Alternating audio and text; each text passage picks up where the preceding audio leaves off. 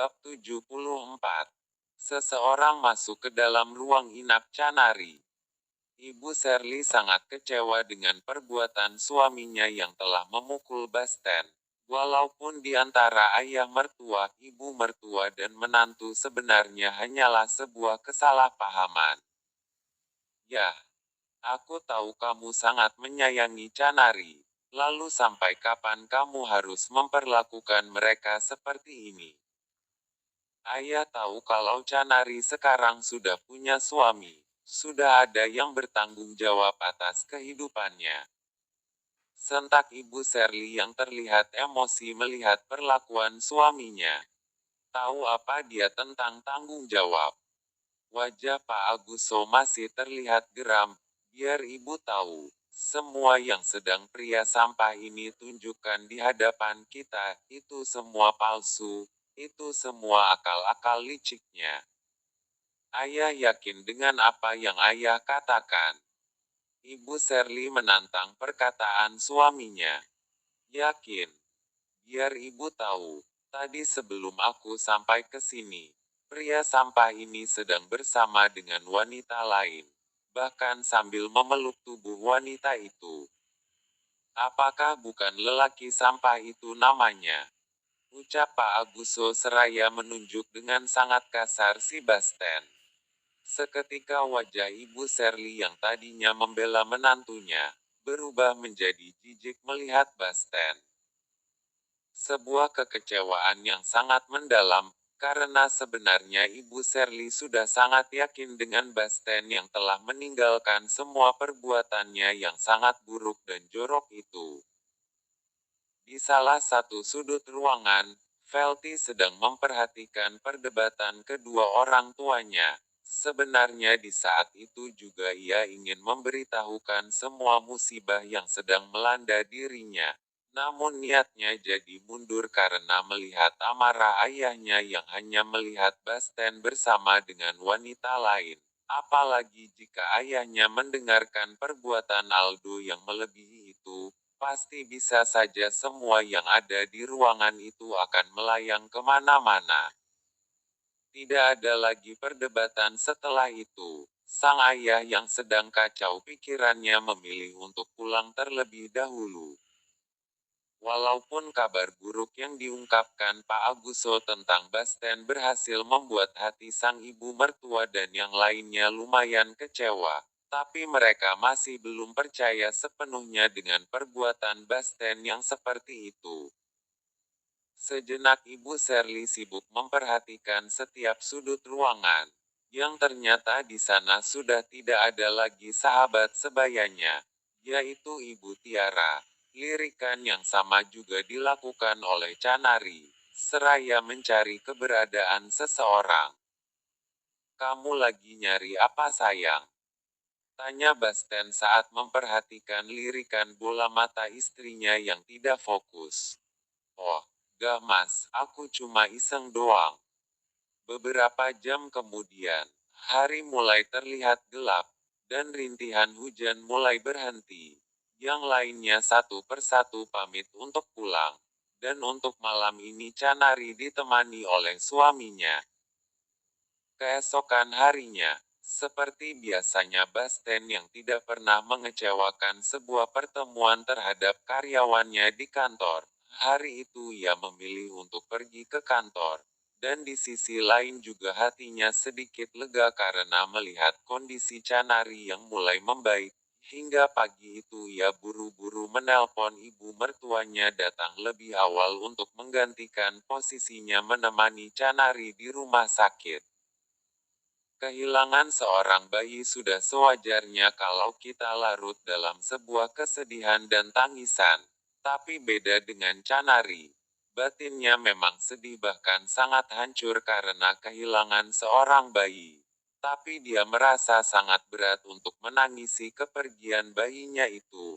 Hendak mau menangis tapi air mata tertahan. Waktu sudah menunjukkan pukul 6.45 pagi. Dan akhirnya ibu mertua datang. Assalamualaikum. Sapa Ibu Shirley. Waalaikumsalam Bu. Jawab Basten dan Canari kompak. Bubur dari mana itu? Tanya Ibu Shirley saat melihat Basten yang sedang menyuapi sarapan pagi untuk Canary. Tadi aku beliin di warung depan Bu, abis dia sangat kelaparan tadi. Jawab Basten yang sedang melanjutkan siapin bubur untuk Canary. Oh, kirain gak ada juga yang jual bubur dekat sini. Karena ibu juga udah buatin bubur dari rumah. Ucap Ibu Shirley seraya meletakkan kantor plastik yang berisi dengan bubur buatannya di atas meja. Beberapa saat kemudian, Basten yang sudah siap menyuapi istrinya. Dia bersiap-siap untuk pulang ke rumah, karena di situ tidak ada persiapan baju gantinya, dan juga mau mandi. Namun entah mengapa hati Canary terasa sangat berat melihat kepergian suaminya. Wajahnya langsung lemas dan bersedih. Kamu jangan bersedih. Aku cuma pergi sementara kok. Abis pertemuan nanti di kantor aku langsung ke sini. Lagian kan udah ada mama di sini yang jagain kamu. Ucap Basten yang sedang menguatkan hati istrinya seraya menggenggam kedua tangan Canary. Beberapa obrolan mereka itu sedang diperhatikan Ibu Shirley, dan Basten terlihat sangat menyanyi istrinya. Hingga Ibu Shirley menyimpulkan bahwa kejadian yang diungkapkan suaminya kemarin, pasti itu tidak benar, pasti itu hanya sebuah kesalahpahaman. Udah nak, kamu siap-siap ke kantor, biar ibu yang nemani Canary. Ucap Ibu Shirley terdengar sangat lembut. Iya Bu. Aku pamit dulu sayang ya. Semoga cepat sehat biar kamu bisa ngidam lagi. Goda Basten sambil mengecup kening sang istri. Mam, titip Canary ya. Pamit Basten sambil menyalami ibu mertuanya. Iya nak. Sebenarnya ada yang mau ibu tanyakan sama kamu. Tapi nanti aja kalau kamu udah pulang dari kantor. Dan terima kasih sudah sangat menyayangi Canary. Jawab Ibu Shirley sambil tersenyum. Kurang dari 15 menit setelah Basten pergi, tiba-tiba sang kakak datang untuk melihat kondisi adiknya. Pagi Mam. Gimana kondisimu dek? Sapa Velty sambil menyalami ibunya, dan mendekati ranjang adiknya. Pagi nak. Jawab Ibu Shirley. Canary yang barusan berhenti bersedih, entah mengapa saat melihat wajah kakaknya dan melihat jari manis kakaknya yang tidak terlilit lagi dengan cincin pertunangannya. Ia kembali meneteskan air mata dan meraih tubuh kakaknya untuk dipeluk. Saat itu Velty sudah peka dengan tangisan adiknya. Hanya saja keduanya belum siap untuk saling terbuka tentang musibah yang sedang dialami Velty saat ini kepada kedua orang tua mereka. Kamu gak ke kantor hari ini nak? Tanya Ibu Shirley yang bermaksud mengalihkan tangisan kedua putrinya kesayangan itu. Iya mam, ini mau ke kantor, cuma aku kangen melihat kondisi adikku. Jawab Velty sambil menghapus air matanya. Beberapa detik kemudian, Velty pamit untuk ke kantor. Dek, kakak pamit ke kantor dulu ya. Semoga kamu cepat sehat, pamit Velty pada sang adik. Iya kak, kakak semangat ya. Ucap Canary terdengar terbata-bata pada detik-detik tangisannya. Sambil tersenyum. Mam, aku pamit dulu ya. Pamit Velty sambil menyalami tangan ibunya. Iya nak, kamu hati-hati ya. Jawab sang ibu. Tidak terasa waktu sudah menunjukkan pukul 9.30 pagi. Basten kini sudah berada di kantor dan sebelum pertemuan dengan karyawannya dimulai, sebuah panggilan telepon membuat ponselnya berdering. Dan ternyata yang menelepon sang ayah. Halo Pak. Jawab Basten. Kamu lagi di mana nak? Apa kamu masih di rumah sakit? Bagaimana keadaan Canary? Tanya Pak Heri yang bermaksud menjenguk menantunya pagi itu. Saya lagi di kantor, Pak. Tapi di sana udah ada ibu mertuaku yang menjaga Canari, Pak. Jawab Basten yang mulai sibuk membuka agenda rapat. Baiklah, karena ayah mau ke sana. Ucap Pak Heri yang sudah bersiap-siap berangkat menuju rumah sakit tempat Canari dirawat. Telepon antara anak dan ayah pun berakhir. Basten kembali menyiapkan semua agenda rapat, sementara Pak Heri siap-siap mau berangkat. Di sisi lain, pintu ruang inap Canari kembali diketuk sambil membuka handle pintu dan kali ini yang datang ialah ibu mertuanya Canari, Ibu Tiara. "Mama," sapa Canari sambil tersenyum saat melihat ibu mertuanya.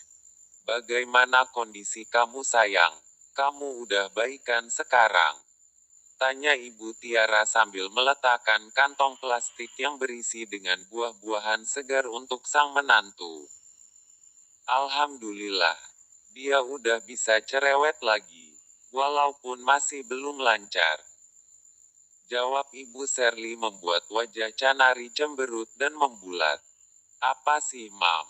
protes Chan dengan sindiran ibunya. "Mama gak usah repot-repot kesini. Mama pasti capek, lagian aku udah baik-baik saja kok, Mam," ucap Canari sambil memegang kedua tangan ibu mertuanya. "Gak apa-apa, ibu cuma memastikan kondisimu aja," jawab Tiara sambil tersenyum. "Aku buatin teh dulu ya," ucap Ibu Sherly. "Iya, Sir, makasih," jawab Ibu Tiara datar sambil tersenyum. "Kamu kenapa tiba-tiba saja menghilang kemarin? Kamu kemana saja?"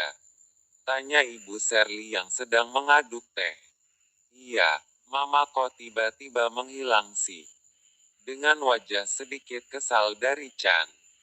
Sebelum menjawab, Ibu Tiara sedikit menghembuskan nafasnya. "Sebenarnya, aku terpaksa menghilang kemarin itu, sebelum putra saya datang." Tiara mulai mengingat masa lalunya. Canari dan Sherly tidak berkomentar dari perkataan Ibu Tiara. Mereka menunggu cerita masa lalu itu yang akan diceritakan Ibu Tiara. "Ini tehnya," ucap Sherly singkat sambil menaruh gelas teh untuk Tiara. "Mam, kalau Mama belum siap untuk menceritakan kepergian Ibu, tidak apa-apa kok, aku akan selalu menunggu waktu yang tepat menurut Mama," ucap Canari tersenyum yang memegang kembali tangan ibu mertuanya. Tiara tersenyum. Dan akhirnya ia mulai menceritakan kejadian yang begitu kejam itu, hingga ia pergi dari rumah mertuanya. Berawal saat dia mengajak Basten berlibur ke rumah kakeknya. Tapi di hati Pak Joko, ayah mertuanya, ia mengatakan kalau tujuan saya itu ialah membawa kabur Basten.